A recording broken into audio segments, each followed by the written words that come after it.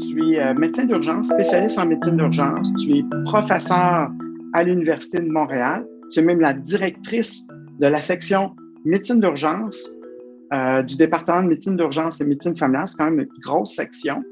Donc, tu gères les MU3, MU5 et tous les gens qui font des stages dans les urgences. Tu es urgentologue au Centre de traumatologie, célèbre Centre de traumatologie de l'Hôpital du Sacré-Cœur de Montréal. On se connaît depuis 18 ans, qu'on se disait, on s'est rencontrés sur une garde lorsqu'on était résident à l'Hôpital du Sacré-Cœur d'ailleurs.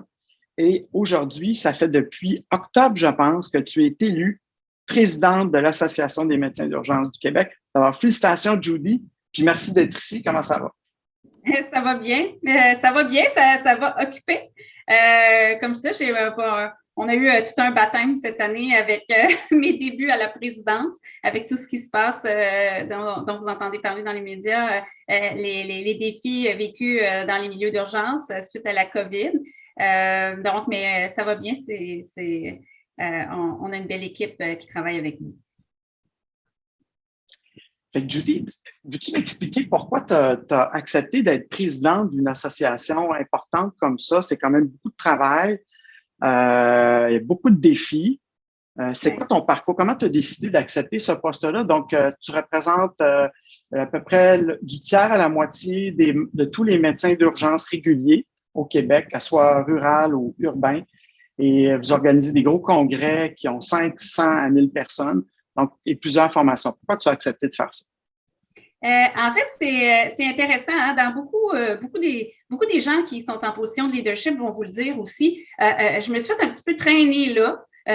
Au début, c'est sur le CA de la MUC en disant tu as une expertise. Moi, dans mon parcours, j'ai un parcours académique, mais j'ai un parcours aussi touche à tout. J'ai fait de la recherche, j'en fais encore un petit peu, mais c'est pas l'activité principale. J'ai fait beaucoup de cliniques, j'ai fait beaucoup d'enseignement d'éco, de l'implication dans les programmes de résidence. Là, maintenant, l'implication au département comme tel, plus en gestion. Je connais un petit peu les rouages de beaucoup de choses qui touchent à la médecine d'urgence. Puis au début, ça a été, il embarque sur le CA pour, tu vas t'occuper du volet recherche, le concours de recherche au congrès. J'ai été sur des comités scientifiques de beaucoup de congrès. Donc, je disais, ça fit, hein? Il y a un volet très scientifique à la MUC. Puis, je fais partie de plusieurs initiatives de transfert de connaissances aussi. Donc, c'était tout naturel d'apporter ce petit bagage-là que j'avais pour partager à la MUC et apporter mon expertise. Mais après quelques années, là, puis avoir été la représentante de la MUC à CAPE, l'Association canadienne des médecins d'urgence, sur leur board, de voir les défis qu'on partage avec eux, avec le reste du Canada. Quand notre président, qui avait fait 10 ans de vaillant service comme président, a décidé de s'en aller, c'est sûr qu'il y a eu une partie de gens qui venaient me voir en disant, tu devrais faire ça. Tu serais bonne là. Moi, je ne me voyais pas nécessairement là. Je ne suis peut-être pas le côté politique pour faire ça. Donc, il y a un peu d'encouragement qui est venu des gens autour. Puis là, à force d'y penser, de réfléchir, peut-être qu'avec tout ce que je connais un peu, ce que j'ai touché dans mon parcours, peut-être que j'ai les aptitudes pour faire le saut puis accepter ce défi-là. Donc, c'est un peu ce qui m'a amené à ça, mais je ne l'aurais pas fait tout seul. J'ai un CA qui est extraordinaire, qui a beaucoup d'expertise. Justement, le président sortant qui a été là pendant 10 ans, Richard, qui est sur notre conseil d'administration aussi, qui a la perspective rurale, des gens qui ont beaucoup d'expertise en administration, Dr Bourassa, et d'autres qui ont beaucoup d'expertise en gestion. Fait que je me disais, j'embarque là-dedans, mais avec une équipe super solide qui va pouvoir m'aider puis me guider. Notre directeur du congrès, Mathieu Vincent, qui est absolument incroyable en termes de connaissances médicales et de la littérature. Fait que je ne m'embarquais pas là-dedans seule. Donc, j'avais une équipe solide qui pouvait m'appuyer là-dedans. Merci, Judy. Puis, pour les étudiants, on a beaucoup parlé de l'aspect gratitude, d'exprimer sa gratitude, de reconnaître le travail des autres d'équipe. Et Judy vient de faire ça. Donc, vous n'êtes pas surprise qu'elle soit présidente. C'est parce qu'elle encourage toujours tout le monde. Elle passe toujours la POC aux autres. Et c'est une personne très, très généreuse, très à l'écoute des gens, toujours prête à encourager. Donc, en tout cas, moi, je suis très fier de voir tout ton parcours, Judy. Et là, tu arrives à un moment vraiment critique Et là, on voit vraiment comment ta présidence, comment tu t'impliques à ce niveau-là. Et donc, depuis le début, crise par-dessus crise, mais là, cette dernière crise-là, elle est absolument historique, là. On n'exagère à nulle part. Là, je dois dire, Donald, tu as vu l'hôpital, toi, tu étais au cœur de tout ça, de voir ta propre hôpital presque fermé, Donald Caron, qui est en charge des. Mais pour des gens comme à la MUQ et tout ça, puis il y a plusieurs menaces de fermeture présentement à travers la province. C'est historique, ça fait, les gens sautent haut de même, c'est absolument épeurant. Peu importe les statistiques qu'on nous sort sur les volumes de consultations, pourrais-tu nous expliquer un peu pourquoi c'est historique? As-tu déjà vu ça? Puis qu'est-ce que Bernard, par exemple, qui est là depuis toujours, a vécu? Pourrais-tu nous dresser un portrait au meilleur de ta connaissance? Bien, en fait, la crise, là, présentement, c'est une crise, entre autres, là, de ressources humaines. C'est un manque de personnel. Ce qu'on se rend compte, on se fait poser des questions. On a eu l'opportunité de faire plusieurs entrevues auprès des médias dans la dernière semaine, 2 semaines, pour parler de cette crise-là. Puis les médias nous reviennent en disant, bon, vous vous plaignez encore que les urgences débordent, mais qu'est-ce qui est différent cette fois-ci du 170% que vous avez lorsqu'il y a l'influenza à tous les hivers? Là, pourquoi c'est différent? Pourquoi on devrait s'inquiéter? Puis c'est intéressant parce qu'il y a un aspect communication à ça, de dire comment est-ce que nous, on peut transmettre que la situation, là, elle est grave maintenant. Puis moi, je leur réponds en disant, quand est-ce la dernière fois que vous avez vu en même temps des menaces de fermeture d'urgence dans les régions rurales, dans les grands centres? Dans des menaces des bris de services ou des diminutions de services importantes dans les corridors de services entre les régions rurales puis les centres urbains, Baie-Saint-Paul, Gatineau, en Estrie récemment, certaines régions en Estrie disaient diminuer les visites. Le CIUS de l'Est, on l'a vu cette semaine.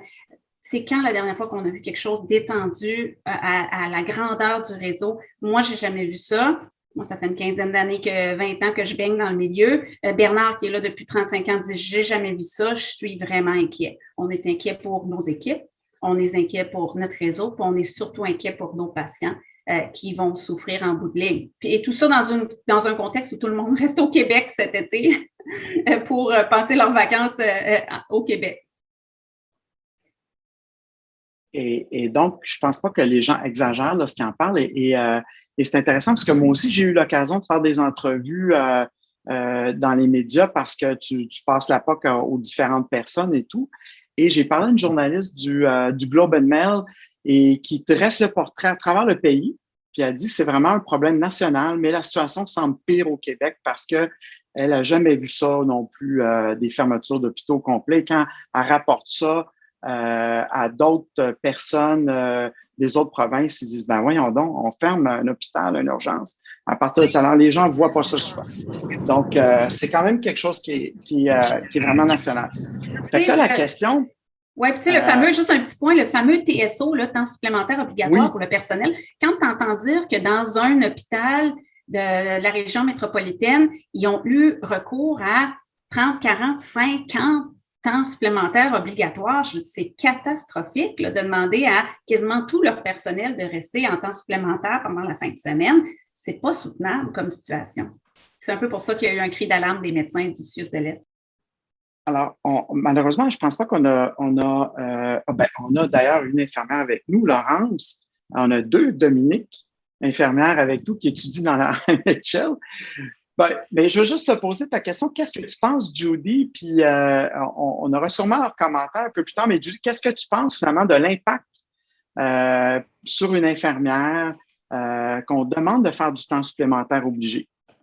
Tu sais, moi, là, je peux juste m'imaginer dans leur position, mais on a eu des entrevues, j'ai entendu une entrevue ce matin, je veux dire, qui accepterait de se faire dire, je viens faire ta journée de travail, ah non, tu es obligé de rester jusqu'à minuit ce soir.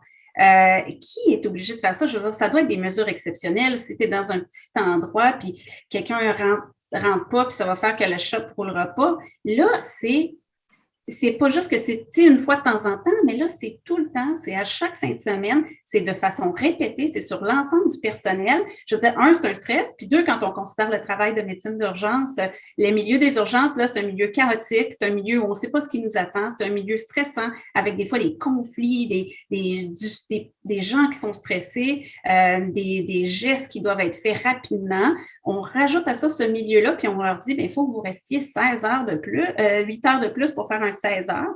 Ils ont des enfants, ils ont une famille, ils ont d'autres choses à prévoir, puis il y a la fatigue qui s'ajoute à ça. Et tout ça, 1 an et demi après la crise de la COVID, qui était une des plus grosses crises qui a été sur notre réseau, beaucoup d'adaptations, beaucoup de changements, beaucoup de stress, beaucoup d'inconnus. C'est incroyable. C'est incroyable. Puis c'est incroyable que c'est en train de devenir un peu dans la gestion. Ah, ben oui, on va faire du TSO.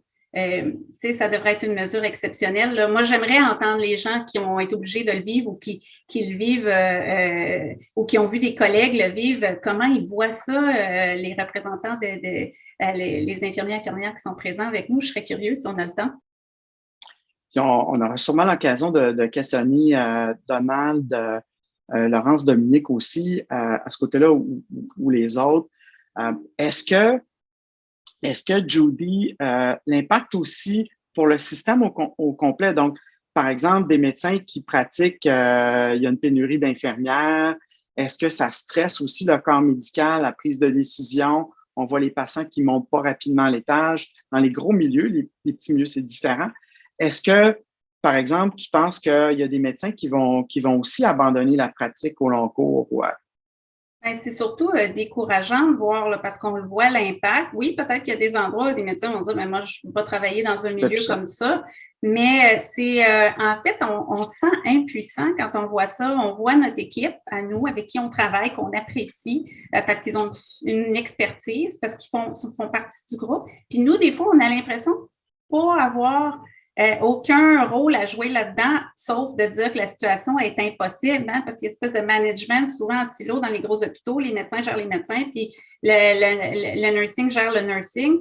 Puis on est là, puis on voit ce qui leur arrive, puis on se sent un peu impuissant. En plus de revoir l'impact, la fatigue, le risque d'erreur, les ratios patients, infirmiers, infirmières qui sont changés un peu, puis qui font que les soins sont peut-être moins bons, les délais d'attente, fait que c'est tout un paquet d'impacts qu'il y a sur notre pratique directement, mais en plus, sans qu'on puisse faire beaucoup de choses. Fait que moi, j'aime un peu, le rôle, je le trouve essentiel de dire si eux, ils sont un peu pris, ils ne peuvent pas sonner l'alarme, si nous, ça peut seulement être notre rôle de dire que ça n'a pas de bon sens leurs conditions, tant mieux si on peut le faire. Et donc, vous avez fait à l'AMUQ beaucoup d'entrevues dans les médias. Ça n'arrête pas, on a l'impression à chaque jour que... Donc, je pense que les médias ont pris ça au sérieux. Est-ce que, à part ça, c'est quoi les étapes de l'AMUQ? Qu'est-ce que l'AMUQ a fait pour ce problème-là, pour venir en aide au milieu partout dans cette crise? Bien, un des gros rôles, comme tu dis, c'est de la communication, c'est de l'information.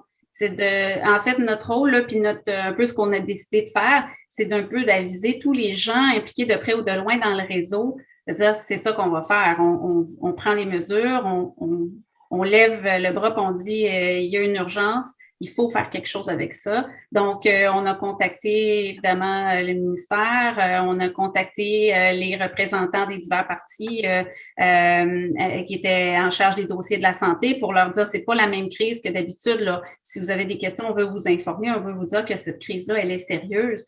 On va contacter aussi les DG, DSP des hôpitaux, des CIUS et des CIS en leur disant si vous, peut-être, ça va peut-être moins mal dans votre région, mais il faut que vous soyez au courant que ça va pas bien. Puis il faut que maintenant, vous trouviez des solutions pour supporter votre personnel parce que sinon, la situation risque d'empirer. Fait que c'est un peu de sensibiliser les gens puis d'apporter ce problème-là à l'attention de tous. Puis évidemment, nous, on est disponible pour être à la table pour offrir des solutions. Mais je pense que c'est important aussi que les gens, les soins infirmiers, les gens des cadres de travail qui sont touchés soient à la table aussi pour nous dire qu'est-ce qui fait le plus de sens pour eux. Puis alerter la population, hein, parce que c'est souvent eux qui vont être ceux qui vont monter aux barricades vont dire, écoutez, c'est les soins à notre population, puis on le voit beaucoup. Je serais bien intéressée tout à l'heure d'entendre votre exemple.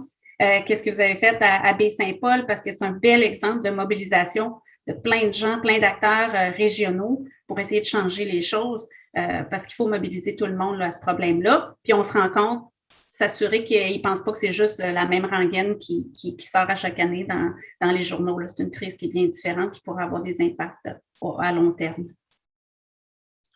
Et donc, beaucoup de travail. Maintenant, est-ce que tu pourrais nous donner une idée de ta perception de comment les processus de décision se prennent au niveau du ministère? Donc, tu as déjà assisté à des réunions avec l'équipe du ministère. Élise Berger-Pelletier, qu'on a invitée dans Living Lab l'été passé, est en charge finalement. Donc, une autre urgentologue un peu de ta génération, une jeune dynamique, qui probablement vit beaucoup de pression à l'heure actuelle. C'est des petites équipes qui gèrent ça. Ils répondent à d'autres niveaux. Comment ça se passe quand vous arrivez avec un problème comme ça? Comment tu penses que les décisions sont prises au niveau du ministère de la Santé? Ouais, malheureusement, je suis pas gestionnaire, je suis pas dans leur rôle. En fait, c'est sûr que je crois qu'un des défis avec une boîte aussi grosse que le ministère de la Santé, c'est qu'il y a beaucoup de joueurs, beaucoup d'acteurs, beaucoup d'intervenants, beaucoup de gens dont il faut l'approbation pour changer les choses. Le problème, c'est que les choses maintenant, elles doivent changer rapidement, puis des décisions doivent être prises rapidement.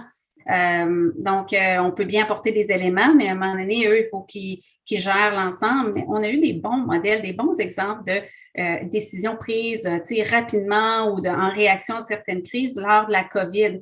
Ce serait bien de s'en inspirer pour continuer puis aller de l'avant. Parce qu'il y a des décisions, des trucs au jour le jour, des changements, des réformes qui se font, mais cette administration-là, elle est faite comme ça, là, elle est un peu lourde, mais de voir qu'est-ce qui a pu être fait durant la COVID, des décisions pour mettre en place des procédures, aller chercher du personnel pour les CHSLD, des mesures pour la vaccination massive. Je veux dire, ils sont capables de le faire. Ils ont les outils. Il faut les convaincre que le problème, il est réellement là. Tu t'attends à voir une réponse officielle détaillée du ministère de la Santé par rapport à une stratégie vis-à-vis le problème dans les urgences en général, quand? Je ne sais pas. En fait, c'est sûr qu'on a des petits éléments qui nous laissent penser que là, on est en train de les convaincre que c'est un problème qu'il faut regarder maintenant parce qu'il y a eu des mesures pour l'accès aux médecins de famille cette semaine à la première ligne pour essayer de diminuer le nombre de visites aux urgences des patients ambulatoires. On voit qu'il y a eu une réunion avec les CIS et les PDG d'hôpitaux et de CIS et de CIUS cette semaine pour essayer de trouver des solutions. Il semble avoir un certain mouvement. Est-ce que le mouvement va être soutenu, va se faire pendant des périodes, là, c'est sûr, là, la période estivale, il y a beaucoup de gens en vacances, beaucoup de gens absents. Est-ce que il y a des décisions qui vont se prendre malgré l'absence de certains joueurs clés? Ça, je le sais pas, mais on espère parce que on se demande qu'est-ce qui va se passer dans les prochaines 2-3 semaines et mois là, à venir dans notre réseau. Donc, le tableau, par exemple, dans une grosse urgence à l'hôpital du Sacré-Cœur, ça a l'air de quoi dans ces contextes-là sur le terrain si tu rentres sur un chiffre? En fait, qu'on a là comme indicateur, on le voit sur le site Index Santé, c'est qu'on voit qu'il y a de l'achalandage du nombre de visites un peu similaire à ce qu'on a d'habitude à la même période de l'année. Mais c'est que parce qu'il y a moins d'accès un petit peu à la première ligne, suite aux mesures de la COVID, on voit plus de gens dans la salle d'attente, plus de délais d'attente. Puis là, ça a un impact. Les centres comme le CHUM, nous, tout ça, qui ont peut-être un petit peu moins de pénurie de personnel que d'autres. On a eu des difficultés, on a eu du TSO, mais c'est peut-être pas aussi criant que le CIUS de l'Est. Là, le CIUS de l'Est dit, venez pas dans notre urgence, évitez l'urgence de Maisonneuve-Rosemont si vous pouvez. Où est-ce qu'ils vont, les autres? Ils vont aller dans les autres urgences. Fait que c'est sûr que nos temps d'attente augmentent, nos nombres de visites augmentent à l'ambulatoire. Ce qui se voit, ce qui a un impact à l'urgence sur les civières, c'est que les pourcentages d'occupation augmentent. Parce qu'on manque du personnel, pas juste à l'urgence, mais dans le reste de l'hôpital. Les lits d'hospice, il y a un nombre énorme de lits d'hospice fermés dans la région métropolitaine.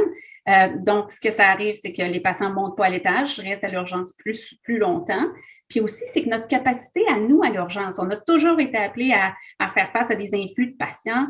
Donc, oups, on ouvrait un débordement. Ah, on ouvrait une salle de plus pour mettre 6 civières de plus. Là, on n'a pas la main-d'œuvre pour ça. Fait que sur mon tableau, à l'urgence, quand j'arrive, plus souvent qu'autrement, j'ai une section régulière de fermée parce qu'on n'a pas le personnel pour la staffer. Fait que si à un moment donné, on déborde ou on a plus d'arrivées que prévu, ben, on n'a pas cette capacité de tampon-là d'absorber ces patients-là. Évidemment, on fait avec, là, puis ça a un impact sur le ratio infirmière-patient et tout ça, mais on n'a pas la capacité qu'on a habituellement. Puis même chose se produit dans l'hôpital. Et dans certains soins spécialisés, des lits de soins intensifs fermés, des chirurgies annulées, c'est tout le réseau qui subit cette pénurie-là. Et c'est intéressant. Donc, vous êtes un centre receveur pour il y a quelques centres de traumatologie au Québec de niveau tertiaire. Donc, vous êtes le plus haut niveau, mais vous êtes aussi un centre pour plein d'autres choses aussi.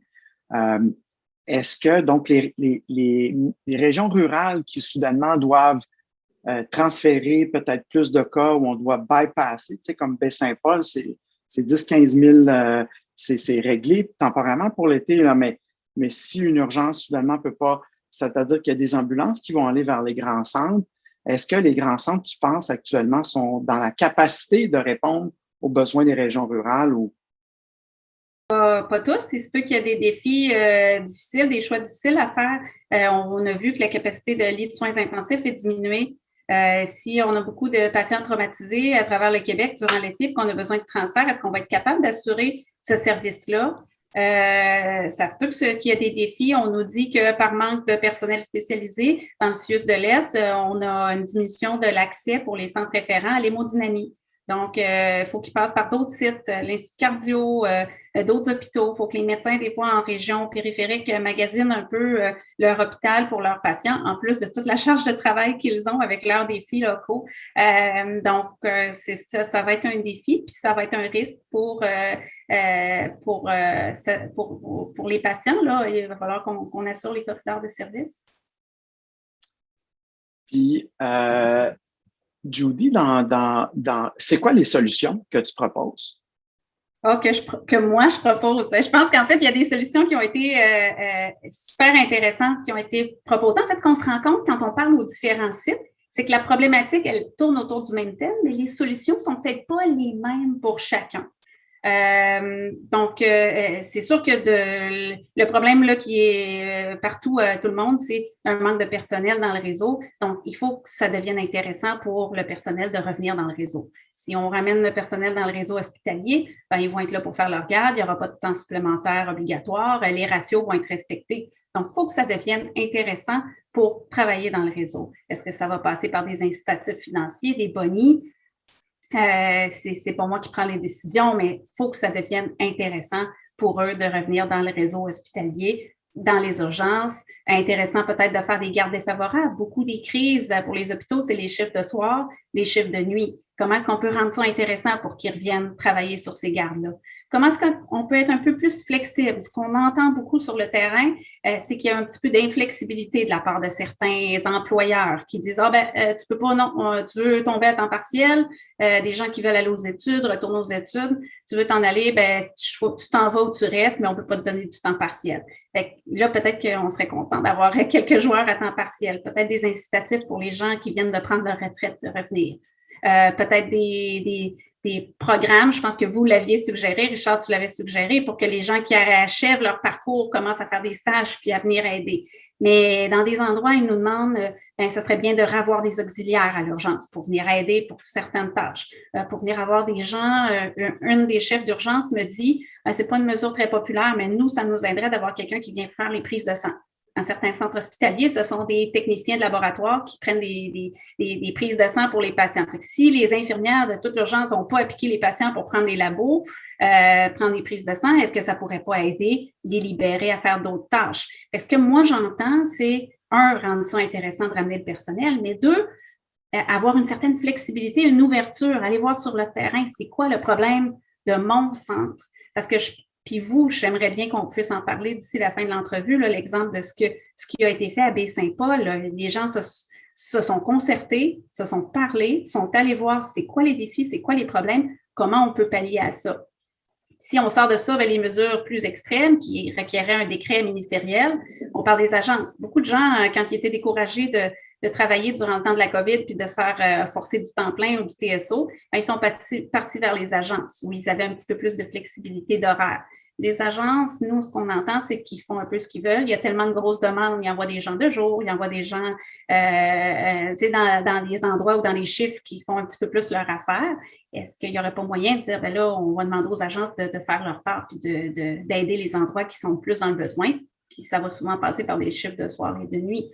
Est-ce que c'est possible? Je ne le sais pas, mais on est un peu en temps de crise. Puis la dernière chose qui est un petit peu plus flyée, qu'on n'est pas rendu là, mais à considérer, c'est on vient de supporter une pétition à la MUC avec le reste du Canada, CAPE, la Société de médecine rurale, en disant quand il y a des temps de crise comme ça, là, comme le Québec, est-ce qu'il n'y aurait pas moyen de reconnaître la certification d'infirmières ou de médecins de d'autres provinces pour qu'ils puissent venir temporairement nous aider? Venir travailler à Montréal, venir travailler dans certains hôpitaux en région, alors qu'eux autres, ils ont une licence en Ontario, s'ils sont capables de fonctionner dans le milieu, de ne pas avoir à prendre 3 mois pour reconnaître leur certification, mais dire, regarde, on a besoin de vous cet été, venez nous aider, on vous offre un contrat. Ça va prendre, je ne pense pas qu'on va pouvoir régler ça demain matin, mais ce sont des avenues qu'il faut qu'on explore compte tenu de la crise actuelle. Merci, Judy. Puis, moi, je vais poser pas mal ma dernière question.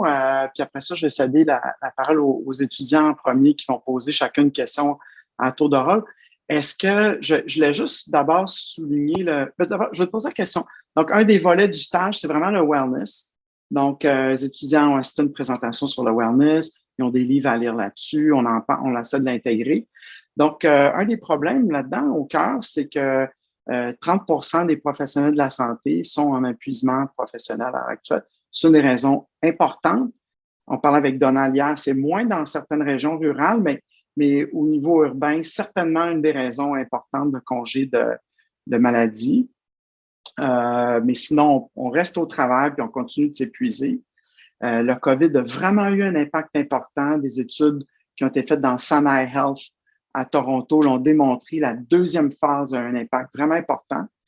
Ce que disait le général Barry, c'est vraiment le battle fatigue. C'est vraiment plus tard qu'il y a plus d'impact chez les gens au niveau du burn-out que dans la guerre en tant que telle. Donc, on n'est pas surpris de ça. Fait que ma question, c'est pour toi. Comment est-ce que tu maintiens un équilibre là-dedans? Tu as toujours l'air calme, souriante, et on sait que tu travailles. Donc, tu es une leader, plusieurs caractéristiques de leader. Tu es une leader engagée. Oui, tu peux te fâcher, mais tu sais, très calmement, tu maintiens toujours des bonnes relations, tu ne brises pas les ponts. Tu es une leader quand même authentique. Fait qu'on reconnaît un style de leadership particulier d'une personne dans une association professionnelle. Qu'est-ce que tu fais pour ton plaisir? Qu'est-ce que je fais pour mon plaisir? Et maintenir ton équilibre. Merci en passant de ces commentaires. En fait, c'est sûr que c'est important là, pour tout le monde de prendre du temps pour soi, de prendre du temps à l'extérieur du travail, d'avoir ses exutoires, que ce soit du sport, la famille, les amis et tout ça. Je fais un petit peu de musique. Richard est bien au courant de ça. Mais en même temps, on peut bien faire toutes les activités du monde qui nous font du bien. J'ai quand même, moi, là, dans ma pratique, je ne suis pas obligée de faire des 16 heures par jour, plusieurs fois par semaine. Là. Fait qu'il y a un moment donné là, où on peut bien faire tout le yoga du monde ou faire ce qui nous détend. Là. Puis moi, j'ai mes petites habitudes, mes petites affaires, mais il faut à un moment donné qu'on s'attaque aux problèmes. Puis si l'atmosphère de travail, si on ramène ça à la crise actuelle, imaginez-vous un propriétaire d'entreprise qui perd tout son personnel ou qu'une partie, un gros pourcentage de son personnel est en burn-out. Il faut qu'il se pose des questions. Là. Qu'est-ce qui se passe dans le milieu de travail pour faire que mon personnel, ça ne va pas. Oui, on a eu une crise exceptionnelle durant la COVID, mais là, on est supposé de s'en sortir, puis là, on se rend compte que les gens s'épuisent malgré tout. Donc, il faut aussi Tu sais, moi, une des choses qu'on a faites, entre autres avec nos résidents dans le programme d'urgence, avec nos médecins, c'est de dire c'est quoi les irritants dans notre groupe, dans notre pratique. Est-ce qu'il y a des irritants vraiment? Est-ce qu'on ne devrait peut-être pas les travailler, les regarder, essayer de trouver des solutions ensemble. Même chose pour les résidents. On faisait des petits ateliers en disant ah, on va vous parler de stratégie pour être plus heureux, du yoga, de la méditation et tout ça. Puis ils nous ont dit, ben, ça ne nous aide pas vraiment. Puis le jour où on a fait un atelier pour dire, c'est quoi les irritants? Qu'est-ce qui vous stresse dans votre 5 ans ou 3 ans de programme de résidence? Qu'est-ce qui vous aide? Qu'est-ce que vous aimeriez qu'on mette en place pour diminuer ce stress-là? Puis lorsqu'on a fait ça, ils nous ont dit, wow! Ça marche. Ça, on aime ça. Ça a aidé à diminuer notre stress relié à notre environnement de travail. Ça, il ne faut pas l'oublier, je pense, de garder en tête que l'environnement de travail, il est important. Puis s'il devient toxique, ça va avoir un gros impact sur le bien-être. Et merci pour toute cette information-là, Judy. Puis en fait, tu as raison parce qu'il y a des milieux, comme Donald nous disait aussi, des fois, les milieux sont même protecteurs. Donc, malgré les temps de crise, malgré les temps supplémentaires obligés, les gens aiment ça quand même se retrouver, puis aiment ça être ensemble. Puis aider quelqu'un, aider des patients, c'est très valorisant. Surtout dans une communauté, des fois comme Charlevoix, où les gens se connaissent tous, puis disent, tu sais, j'ai aidé mon voisin, un membre d'un ami, puis je peux juste pas le laisser tomber, tu sais. Puis les gens les croisent sur la rue pour leur dire merci d'avoir gardé l'urgence ouverte.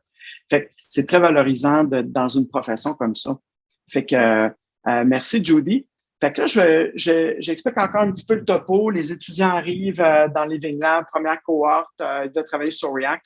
Et là, ils arrivent le premier jour et puis on leur dit, ben écoute, nous, on a appris comme tout le monde la fermeture de l'hôpital. Là, Donald, nous, on a quand même analysé toute cette situation-là, le processus de décision.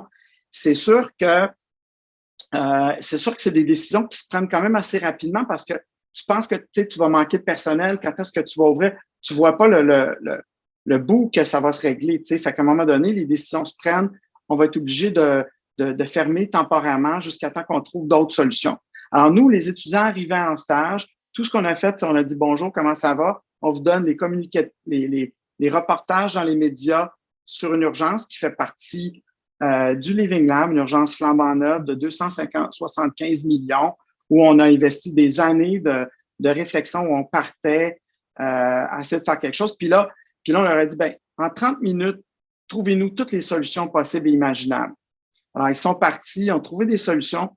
Mais une des solutions qu'ils ont dit, c'est on veut comprendre le processus de décision, puis on veut écouter plus les personnes. Fait qu'ils auront la chance de vous en parler un peu brièvement, parce que c'est dans les débuts seulement, puis c'est pas ça, c'est pas du tout notre implication, je pense, qu'il y a un impact sur l'ouverture de l'urgence ou pas, parce qu'on est dans les débuts de ça. Mais toutefois, on a quand même présenté un petit visuel, puis on l'a soumis à qui de droit, puis Donald pourra nous dire, y a-t-il un impact de ça ou pas? Mais là, je vais céder la parole par exemple, à l'écran, là, comme je vois Nicolas, pour que tu nous poses ta question pour Judy ou un commentaire. Oui, ben ma question, ben, en fait, c'est un peu un sujet chaud, mais en fait, j'aimerais ça parler un peu en savoir un peu plus sur les agences de placement infirmières. Donc, je sais que c'était environ 7% du personnel en 2019-2020, selon l'Ordre des infirmières du Québec. Puis, donc, je connais pas les chiffres récents avec la COVID et tout ça. Je sais pas si ça a augmenté ou si ça a baissé. Mais ça revient souvent comme quoi c'est un enjeu important selon les infirmières sur le terrain puis selon les gestionnaires aussi. Donc, j'aimerais savoir un peu qu'est-ce que vous pensez de ça, puis est-ce que vous pensez que la MUC a un rôle à jouer là-dedans, ou est-ce que ça sort un peu de votre corps?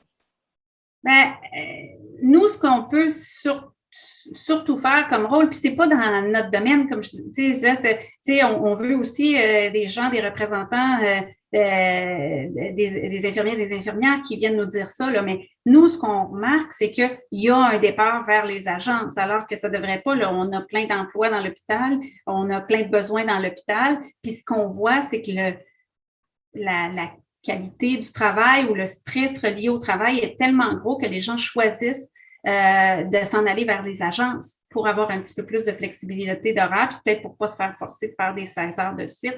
Fait que nous, on peut juste l'apporter. Puis aussi en disant, ben s'il y a plein de monde qui s'en vont par les agences dans certains gros centres montréalais, là, c'était à coût de 20-30% qu'ils ont perdu d'effectifs dans la dernière année et demie vers les agences. Bien, ces gens-là, ils sont habitués à travailler en hôpital. Puis si on a une crise dans les hôpitaux, certains qu'on devrait peut-être aller cogner à leur porte puis essayer d'aller en chercher, là, parce que c'est un peu leur but de venir nous aider. Donc, c'est sûr qu'il faudrait considérer un rôle. Puis pour voir les commentaires passer ou des gens qui ont déjà fait le saut, tu sais, des gens disaient, moi, c'était juste plus vivable. J'étais plus capable de concilier travail-famille avec les situations qu'on m'imposait en hôpital. Je n'ai pas eu le choix de faire ce saut-là. Donc, encore là, c'est le constat de dire, c'est parce que c'est un échec dans nos milieux d'offrir des conditions de travail adéquates que les gens s'en vont. Nous, on ne peut que lever le drapeau pour ça, mais moi, je n'ai pas le pouvoir de décider. On ne peut que dire, bien, ça, c'est ce qui arrive. Fait qu'il faudrait peut-être soit qu'eux autres viennent nous aider ou qu'on trouve le moyen de rendre ça beaucoup plus intéressant de travailler dans le milieu hospitalier pour que les gens reviennent. Merci, Judy. Cody? Excellente question, Nicolas. Je trouve ça intéressant là, que la MUC occupe un rôle important de communication et de partage de l'information, là, surtout que souvent, les gens ont tendance à comme, vraiment écouter ce que les médecins disent à cause en tout cas, les gens ont comme du respect pour la profession et tout. Puis j'aimerais ça savoir, là, parce que vous dites que les médias, bon, ils étaient un peu... ils vous demandaient, OK, c'est la même situation, vous en parlez depuis toujours, mais c'est quoi la différence maintenant? Pourquoi c'est différent en ce moment? Puis j'aimerais ça savoir, avez-vous réfléchi à des manières là, innovantes, différentes de communiquer le message que vous avez à passer? Y a-t-il des choses que vous avez faites différemment par rapport à la crise actuelle? Qu'est-ce que vous faites habituellement là, dans votre rôle de communication là, avec la MUC? C'est sûr qu'on essaie d'être un petit peu sur des plateformes différentes, là, parce que traditionnellement, des fois, on donne des entrevues, on était un petit peu plus passif, on attendait que les entrevues arrivent. Je vous dirais que le meilleur exemple, là, c'est une solution extrême. Là, on ne peut pas faire ça à toutes les crises, les petites crises qui surviennent dans les urgences ou les petits défis. Mais cette crise-là était tellement importante que je pense que l'exemple qui a fait débouler un peu le tout cette semaine, c'était la lettre des médecins du CIUS de l'Est, le cri du cœur, en fait, des médecins. Puis, c'est pas un hasard, là, lui qui a écrit la lettre principalement puis qui a commencé ce mouvement-là, c'est Bernard Mathieu, c'est le président des 10 dernières années de la MUC, qui comprenait très bien qu'il y a des fois, si on ne fait qu'attendre que les journalistes arrivent, il y a des fois où ils vont peut-être justement là, pas avoir, ils ont plein d'autres choses à couvrir, plein d'autres histoires à faire, puis peut-être qu'ils ont dit, il y a une petite crise dans les urgences, le ministre a répondu en disant l'été va être difficile pendant les vacances, mais on va passer à travers. Donc, eux étaient un peu satisfaits de cette réponse-là. Donc, l'expérience de mon collègue, il dit non, c'est pas la même crise. Nous, on lance un cri du cœur parce qu'effectivement, leur situation est critique. Puis ça a été vraiment, ça a fait partir tout le mouvement là, de cette semaine. Nous, on peut être proactif en disant, regarde, il y a une urgence, on va solliciter les acteurs. C'est pas toujours des choses qu'on fait c'est pas toujours des choses qu'on fait publiquement, mais de dire on va parler à tous les autres intervenants qui, eux aussi, peuvent avoir une voix puis aller au front et soulever et partager leurs inquiétudes. Fait que si on sera une masse critique, on sera capable de partager. Moi, ce qui me fâche des fois dans des situations comme ça, c'est que tout le monde est d'accord. Tout le monde est d'accord que ça n'a pas d'allure, mais personne ne parle. Fait que des fois, c'est d'être le premier ou c'est d'être un peu le catalyste de dire, moi, là, je vais contacter les différents acteurs puis je vais leur redire que c'est important. Malgré ce que peut-être les médias n'ont pas l'air à trouver que c'est important, on va les relancer puis on va leur dire qu'il faut qu'ils portent attention à ce problème-là qui est criant maintenant. Merci pour la question. Merci à vous. Bravo, Cody. Émilie? Moi, j'ai essayé de formuler ma question. Je ne sais pas si vous allez être capable de répondre, mais moi, je me demandais, vous me parlez qu'il y a quand même une très bonne compréhension du problème qui se passe en ce moment, qu'il y a plein d'experts qui connaissent ce phénomène, qui l'avaient vu venir. Vous avez proposé plein de solutions déjà qui ont déjà été réfléchies. Moi, je me demande, c'est quoi qui bloque là-dedans? Ouf, je sais pas. Dans beaucoup des problèmes, là, qu'est-ce qui bloque là? Peut-être que même pour les gens, là, même pour les gens qui sont en position de décision. Peut-être qu'eux se sont fait dire par certains gestionnaires d'hôpitaux, ben, regarde, c'est les vacances, là, ça va passer. Fait que peut-être qu'il y a un peu un manque d'information. Il y a un rôle à faire là-dedans, tu sais, parce que de connaître le réseau de la santé, là, c'est toute une bébite, là, de connaître tous les rouages et tenants et aboutissants, ça peut être difficile. C'est sûr que il y a aussi quelque chose, tu sais, certaines mesures vont faire plaisir à certains, puis vont pas faire plaisir à d'autres. C'est toujours le défi de la gestion, de dire qu'est-ce qui est le plus important pour nous. On est plein de personnel dans les cliniques de vaccination. C'est super important de vacciner le personnel. Est-ce qu'il y en a dans ces cliniques de vaccination-là qui pourraient peut-être venir prêter main forte aux urgences, aux hôpitaux? Ben là, on va dégarnir la vaccination. Est-ce que il y a des gens dans les cliniques, on nous suggérait dans certains hôpitaux, amener les cliniques, le personnel de jour, dans les cliniques de jour, venir faire des gardes à l'urgence, amener les gestionnaires faire des gardes à l'urgence. Est-ce que ça va être populaire? Peut-être que les gens qui ont leur poste, qui sont confortables dans leur poste de jour en clinique externe, ils ne seront pas contents de revenir à l'urgence, faire des soirs, puis des nuits, puis des fins de semaine. Fait que c'est toujours ça qui est difficile à balancer. Puis, tu sais, des fois, cette inertie-là, de dire, bien, on va naviguer à travers la crise, on va voir comment ça va, pour pas trop être réactif, puis à un moment donné, réagir à tout, puis changer tout. Fait qu'il y a plein d'éléments qui rentrent en ligne de compte. Encore là, je serais intéressée à entendre tout à l'heure nos collègues infirmiers, infirmières qui sont présents, voir c'est quoi leur point de vue. Mais c'est souvent ça, c'est balancer des priorités. On enlève à un, on donne un bonus à un, l'autre va nous revenir en arrière, puis il va vouloir un autre bonus. Mais là, c'est qu'on est rendu à un point où ça devient dangereux là, pour la population. Puis pour les soins, ça prend des mesures drastiques. Là. Donc, si je comprends bien, il y a de la crainte un peu d'entrer dans l'action avant que tout ait été bien réfléchi au préalable. Ouais, c'est souvent ça. C'est intéressant, hein, la différence de leadership. Quand on parle de leadership, les gens qui viennent du milieu d'urgence, Richard, moi, Dr. Croteau, que je vois présent, nous, on est habitués à prendre des décisions avec des informations partielles. Puis souvent, il y a beaucoup de gens en urgence qui dans la dernière année, on l'a vu moi je l'ai vu dans des conférences parlant des chefs d'urgence qui disaient nous, on a été capable de sortir notre épingle du jeu parce que c'est notre vie de prendre des décisions avec des informations manquantes.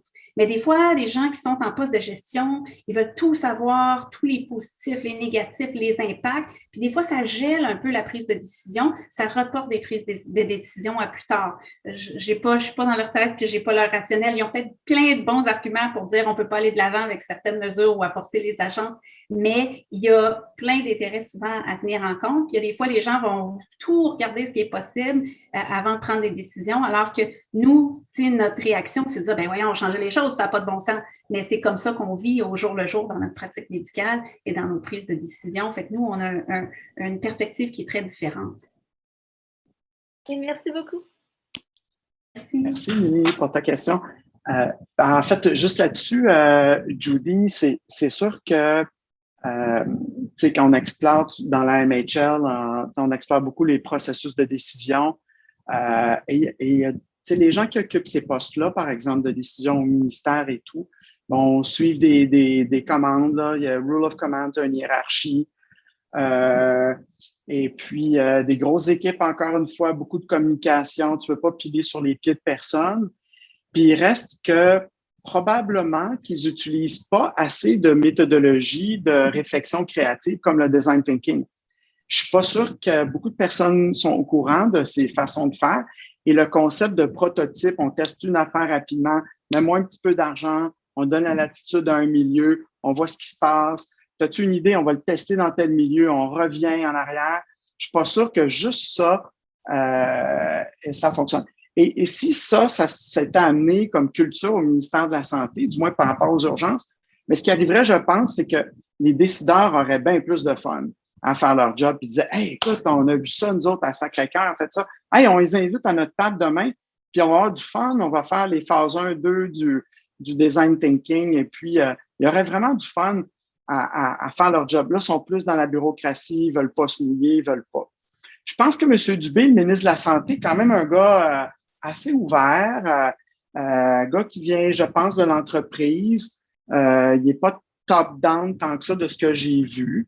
il y a une opportunité d'amener ça, je pense. Mais là, on est dans une situation de crise. Il faut d'abord l'identifier, d'abord la reconnaître.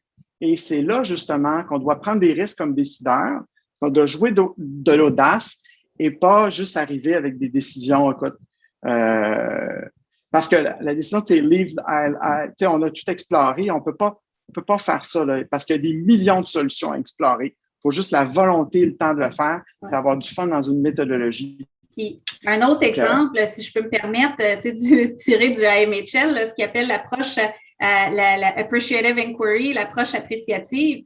Moi, mon réflexe, quand j'ai vu ce qui s'est passé à Baie-Saint-Paul, était « Wow! Ils ont été capables de faire ça. Comment ils ont fait ça? Comment ils ont mobilisé leurs joueurs? Comment ils ont été capables de s'entendre? Est-ce qu'on pourrait pas, si on est au ministère, aller chercher cette recette-là puis aller dire comment est-ce qu'on fait ça dans les différents sites? » Malheureusement, je ne peux pas dire qu'est-ce qui se passe ni au ministère ni ailleurs, mais beaucoup dans des contextes de leadership. Malheureusement, il y a des fois des gens qui veulent avoir raison, qui pensent avoir raison, c'est leur méthode de faire, mais effectivement, d'aller voir ailleurs, d'aller partager des idées, de voir qu'est-ce qui a fonctionné dans un autre endroit. Ça, moi, je trouve ça rafraîchissant comme approche. Puis ça aussi, ça serait probablement un autre élément à rajouter au mode de travail là, dans les grosses boîtes. Merci, Judy. Et Kossi, j'ai vu ta main. Tu pourras. Fait que là, c'est les étudiants en stage dans Living Lab. En premier, il reste une dernière question de Diane. Oui, bonjour. Merci encore d'être venu. C'est vraiment un plaisir. Beaucoup appris sur toute cette gestion et tout ça. Juste comme peut-être poser une question aussi au niveau comme des solutions qui existent déjà. Je voulais savoir, parce qu'on avait dit que c'est une crise qui se passe à travers de tout le Canada. Puis on dirait qu'au Québec, c'est la pire place où que ça se passe. Et je voulais savoir si vous ou d'autres gestionnaires ont regardé à des modèles dans d'autres provinces. Et puis, s'il y a même, comme vous avez mentionné, d'amener des gens d'ailleurs pour que ça soit plus facile de faire ça avec leur licence et tout ça. Mais est-ce qu'il y a comme des avenues pour justement faire collaborer les gens entre différentes places, différentes provinces pour amener des solutions, comment ça a été fait ailleurs et tout ça? Je sais que les gestionnaires s'inspirent beaucoup aussi de ce qui se fait ailleurs. Là. Ma collègue Élise Berger-Pelletier, qui est aux urgences, elle est allée voir dans d'autres endroits, même dans le monde, qu'est-ce qui se fait, comment est-ce qu'ils font pour désengorger les urgences. Fait que je sais qu'ils le font. Nous, on est un peu plus en contact avec le Canada anglais. Je sais qu'ils font, ils ont des mesures, là, ils ont des espèces dans un des coins, Humber Valley, je crois, à Toronto. Ils ont un board, là, un flow, une espèce de command center, un centre de commande où ils ont les écrans, toutes les données des lits, des disponibilités, où ils dirigent leur personnel à dire allez faire ça, prioriser telles actions pour diminuer l'engorgement. Donc, il y a des choses qui sont mises en place. Malheureusement, là, pour maintenant, là, le personnel, c'est une démarche qu'on a entreprise, mais je pense pas que ça va être reconnu. Il faut que ce soit approuvé par les collèges, il faut que ce soit approuvé par les ordres. Donc, je suis pas sûre que maintenant, ce qui serait intéressant, c'est d'avoir un projet pilote cet été en disant on est allé chercher 2 infirmières de l'Ontario qui ont été volontaires pour venir pratiquer dans le milieu pour 2 semaines, puis on va voir comment est-ce qu'on peut pérennialiser ce processus-là. Mais malheureusement, je ne crois pas qu'on est rendu là. Mais oui, il faut absolument s'inspirer des autres endroits qui ont bien réussi ou qui sont capables de faire face à ces crises-là. Puis l'autre chose, c'est aussi de mettre des limites. Tu sais, Richard disait qu'il parlait à quelqu'un, tu pourras compléter au besoin, Richard, là, qui disait mais voyons donc, du temps supplémentaire obligatoire, là, c'est du non-sens. Nous, on n'accepterait jamais ça. Il y a des choses qui deviennent partie des cultures. Il faut peut-être à un moment donné mettre notre pied à terre et dire ça, ce n'est plus acceptable. Il va falloir trouver des moyens de contourner ce qu'on est en train d'accepter de façon quotidienne dans nos milieux. Merci. Merci, Diane. En passant, Leslie, tu ne savais pas, mais Diane Singh-Roy, c'est une étudiante qui a fait un doctorat et un postdoc. Elle a fait son postdoc son doctorat avec professeur Weinberg de McGill, que tu connais, et son postdoc avec Madhu Pai. Donc, il y a un hasard, donc Madhu qui est professeur dans la MHL aussi. Donc, et là, elle est étudiante tu es en 2e année de médecine à l'Université Laval. Donc, on est bien content de l'avoir avec nous dans le Living Lab, aussi de même que tous les autres qui travaillent ensemble avec toutes leurs qualités différentes. Donc, je pense que Cossi avait la main levée depuis longtemps. Cossi est étudiant avec nous aux études avancées. Cossi, as-tu toujours ta question? Oui, ma question est de savoir, par exemple, la crise de façon générale. J'ai l'impression qu'elle a été gérée par le Premier ministre et son cabinet, aussi en collaboration avec la Direction nationale de santé publique. Maintenant, comme vous, votre rôle, c'est beaucoup plus la communication, je me demande avec l'infodémie, avant de communiquer, est-ce que vous demandez toujours peut-être l'avis peut-être de la Direction de santé publique avant de communiquer, ou soit le canal par lequel vous devez émettre votre communication? Est-ce que tout ça là, c'est négocié avec la hiérarchie, ou bien c'est des processus que vous décidez à votre niveau? Non, nous, en fait, on a un petit peu cette flexibilité-là. Tu sais, on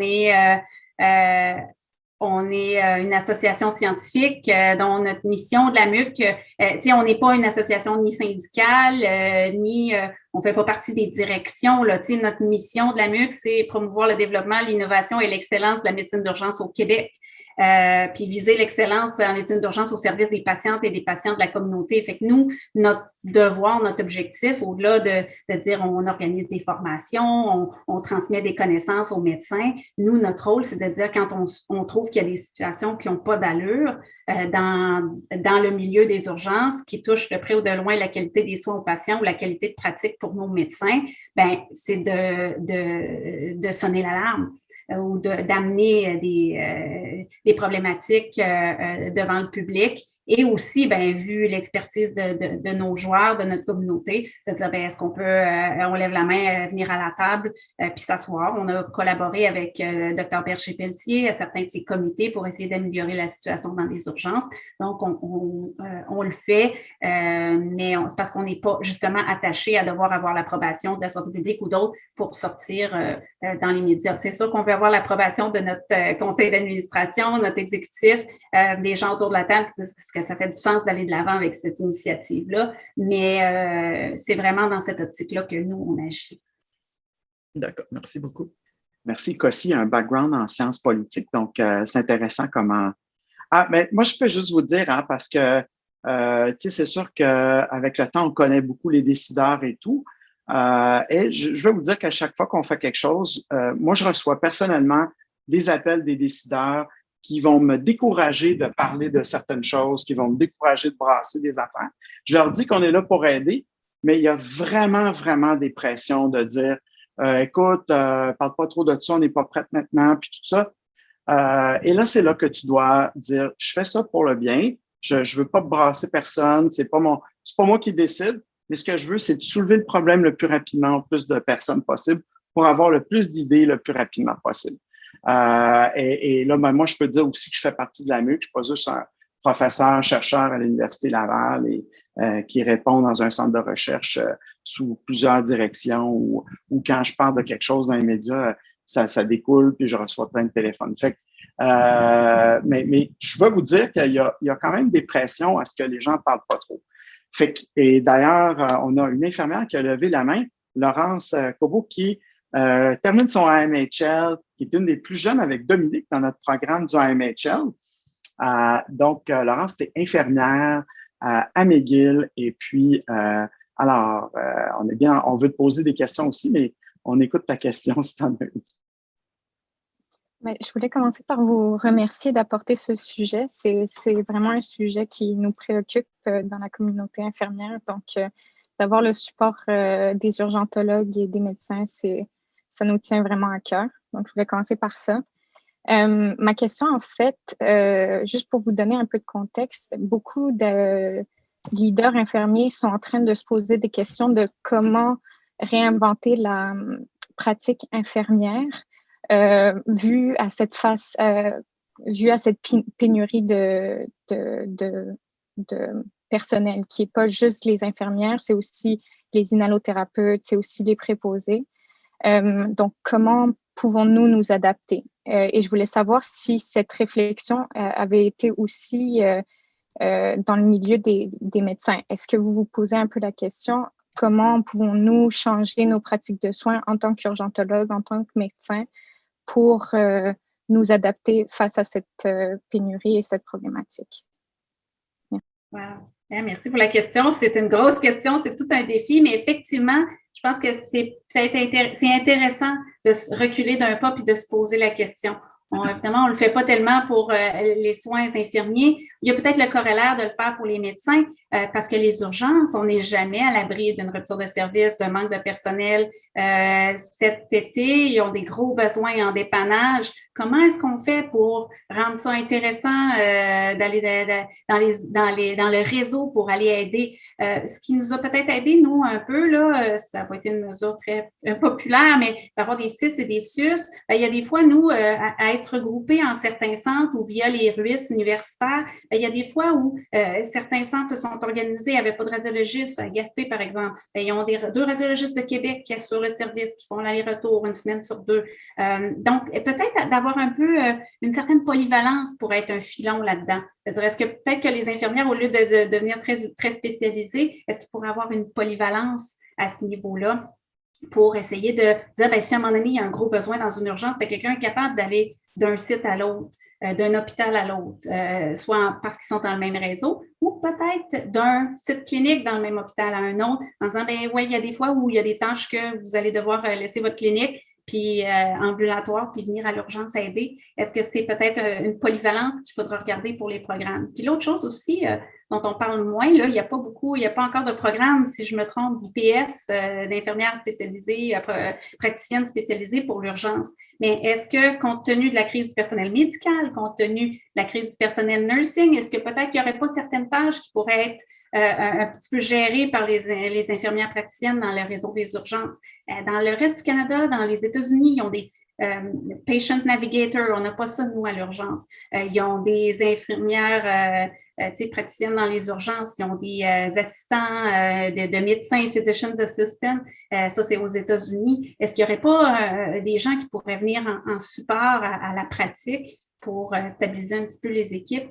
Je ne sais pas, ce sont des pistes, je n'ai pas la réponse, mais c'est sûr que c'est un excellent réflexe de dire qu'il faut prendre un pas en arrière et dire est-ce qu'il faut qu'on réévalue la formation en général et la mission un peu.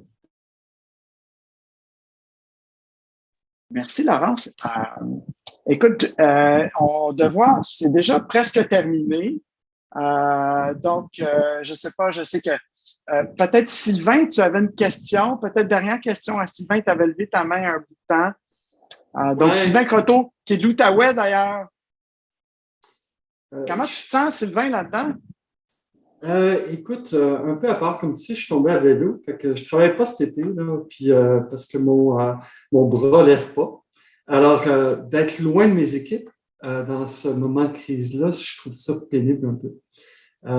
Mais fini de parler de moi, là, de toute façon, il y a des choses plus importantes ici, là, mais ce que j'ai aimé de l'intervention de Donald dans un premier temps, c'est qu'il y a des humains derrière tout ça aussi en même temps. Puis ça vaut la peine de raconter ces histoires-là comme tu viens de le faire.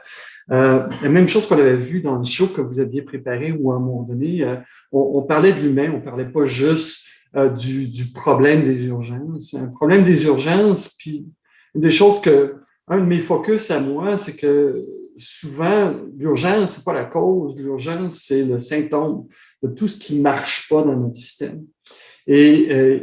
Mais en même temps, puis très en ligne avec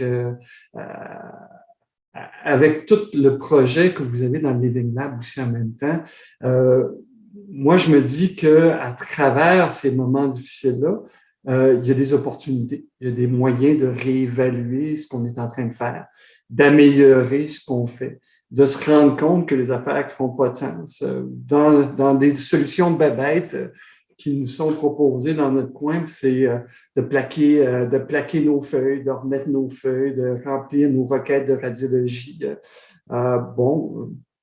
Pourquoi pas juste informatiser, tu sais. C'est des choses un petit peu belles, mais tu sais, à un moment donné, il y a des trucs qui ont entendu trop longtemps, puis qui mériteraient peut-être d'être un petit peu accélérés.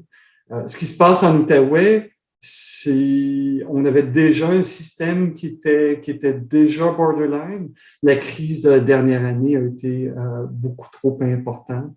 Il y a eu un sous-investissement chronique qui s'est fait. Puis, pour reprendre quelque chose que tu disais, Judy, tantôt, faut faire attention de ne pas juste parler du problème des urgences et de penser que la problématique des urgences est la même partout. On a tous des problématiques qui sont différentes, puis tu l'avais bien souligné tantôt.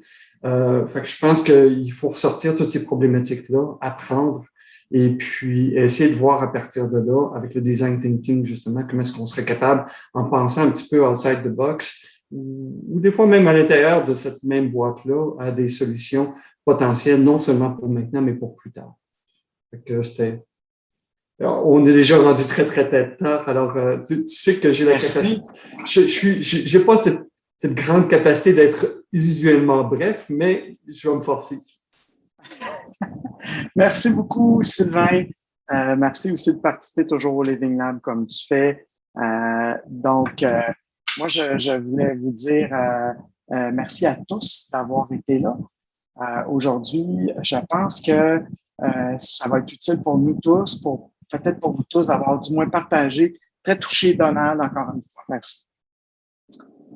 Moi, si je peux me permettre, là, je repars avec plus d'outils pour continuer la bataille parce que d'avoir des commentaires de gens sur le terrain qui l'ont vécu, ça aide d'entendre les histoires d'agence. On avait déjà un petit peu des histoires, mais d'entendre ça, ça nous aide. Puis, je vous laisse un peu avec ça. Là. J'espère que l'équipe du Living Lab, les étudiants, vous avez peut-être une espèce de petit boîte à outils, là, comment des idées pour régler le problème, s'inspirer de Donald et de son équipe et des gens dans votre région qui ont été vraiment innovants, qui ont été capables de dire, regarde, on connaît les règles là, qu'on fait depuis des années, mais on va s'asseoir, puis on va parler, puis on va essayer de soumettre des choses, puis on va essayer de trouver d'autres moyens. Probablement qu'il y a d'autres endroits qui s'en sortent un petit peu mieux, qui sont capables, qui le font déjà, mais comment est-ce qu'on pourrait opérationnaliser ça, puis partager ça avec le reste du réseau qui, eux, dans leur coin, sont peut-être un petit peu, se prennent la tête et disent comment on va passer à travers cette crise-là. Moi, j'aimerais bien avoir, puis nous, on sera là pour le partager, ces outils-là, ces avenues-là, puis toutes ces innovations-là qui ont été faites, c'est vraiment inspirant. Puis, Judy, je sais que Donald, vas-y, Donald. Moi, je voulais vous remercier de nous donner une tribune parce que, vous savez, en région, des fois, on a le complexe d'infériorité par rapport aux grands centres, mais on est capable d'innover. On n'a pas le choix d'innover. On n'a pas le choix de faire différemment. On n'a pas d'équipe de 50 penseurs. On est 3-4 gestionnaires ensemble avec les employés. Donc, on n'a pas le choix. Puis, je voulais juste finir en agaçant, Richard, avec ta fausse image de déséboulement. Moi, je vous laisse avec la vraie vue de Baie-Saint-Paul, de ma maison. Ça fait chier, hein? Donc, vous êtes les bienvenus si vous voulez venir faire un tour à Baie-Saint-Paul. Il y a du travail pour tout le monde. Puis peut-être qu'on va avoir Laurence Corot qui va venir, qui s'intéresse au Living Lab, qui participe beaucoup. Puis on espère que tu pourras venir même sur place. Puis avec Dominique, aussi 2 infirmières d'urgence, soins critiques en tout cas. Judy, comment te remercier d'avoir stimulé cette discussion et nous avoir présenté tes solutions tout ce temps-là, toutes ces informations présentées de façon diplomatique, positive, optimiste, nous a beaucoup touché. Donc, on est très contente que tu sois la présidente de l'Association des médecins d'urgence du Québec en ces temps de crise. Fait que merci beaucoup tout le monde. Merci à vous tous, les étudiants du Living Lab, les étudiants en maîtrise, doctorat de la chaire. Et tout le monde, et Donald, nos pensées sont avec toi.